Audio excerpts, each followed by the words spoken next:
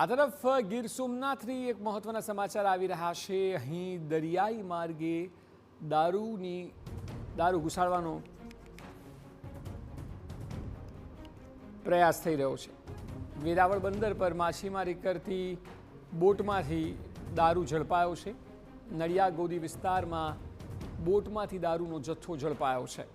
માછીમારી કરી રહી હતી બોટ અને આ બોટ પર શંકા જતા તેનું ચેકિંગ હાથ ધરવામાં આવ્યું અને ચેકિંગ હાથ ધરાતા તેમાંથી મોટા પ્રમાણમાં એટલે 400 પેટી દારૂનો જથ્થો જપ્ત કરાયો છે।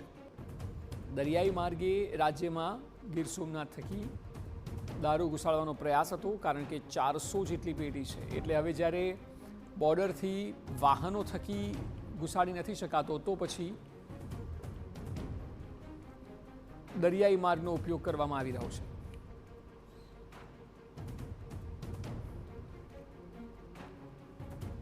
ચારસો જેટલી પેટી ઝડપાતા એક અંદાજ લગાવી શકાય કે ખૂબ મોટા પ્રમાણમાં દારૂ ગુજરાતમાં ઘુસાડવાનો પ્રયાસ હતો।